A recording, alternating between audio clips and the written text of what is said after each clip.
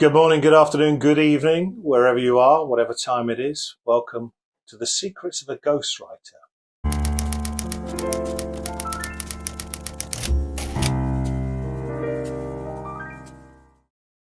In this tutorial, something you've possibly never thought about, but in any other industry, it would be at the front of your mind if you were releasing a product.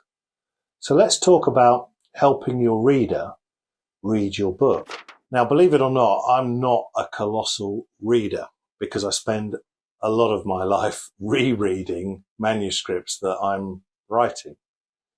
I'm pretty predictable in the times of the year when I will read a book, invariably a plane or in the first few days of holiday.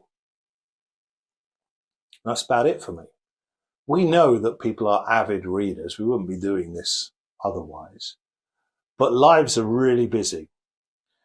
And I think that one thing a writer never takes into consideration is how people are going to consume your book. When I worked in radio, we used to have data which would tell you the amount of time spent listening, TSL.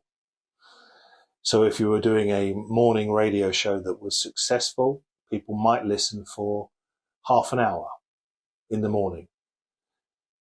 You can understand what that is, can't you? In the UK, that's probably a commute. Now, depending on where you are in the world, commutes are different, longer, shorter, and not necessarily in a car. They might be city centres, of course, trains. And we've spoken before on the tutorials about this American notion that you should make people miss their subway stop.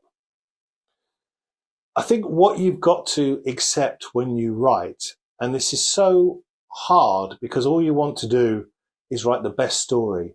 You've got to try and understand how people are using your story.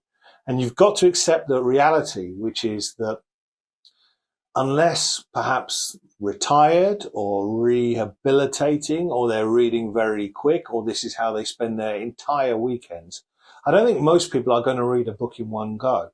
So you've got to try and manage the reader. When do you think someone is reading your book? Is it on holiday? Is it on public transport? Is it at night time, just before bed? I would say that the latter is a very big category.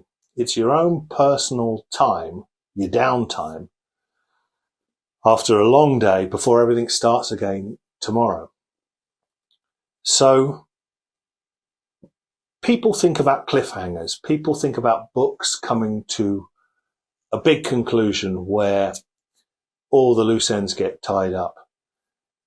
I try and see every chapter almost as a book, because what I'm trying to understand is how somebody will read that book.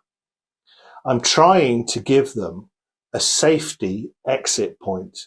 So if it's night and they're reading the same line over again because they're weary, if they're coming to their stop, they don't want to be reading a book that they know has chapters that are enormous amounts of pages long, short and sharp. It gives them a safety exit point.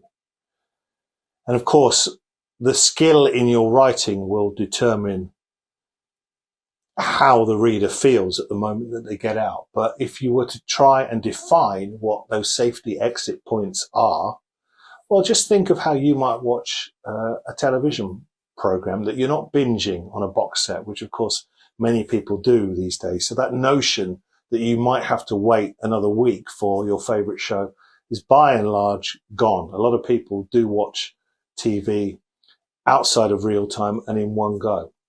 But those principles of how you grew up watching television, I think definitely apply here.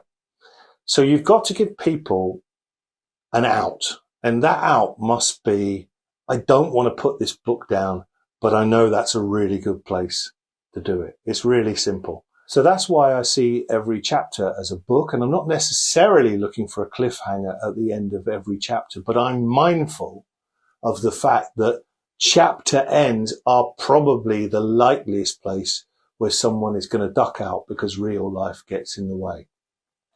So I think at the end of every chapter, there clearly has to be forward momentum. That's a basic. Every writer will tell you that.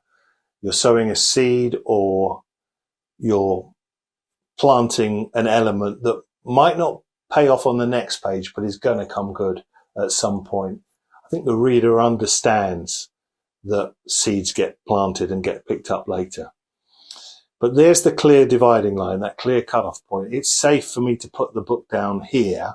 I'm not going to have to reread anything. I know exactly where I am, but I'm also excited because it's going to pick up from here. So just try and think about how a reader might be consuming your manuscript. Think of chapters as shorter rather than longer, and think about that sort of safety exit point in the narrative. I hope that helps, and I'll see you next time when The Secrets of a Ghostwriter continues.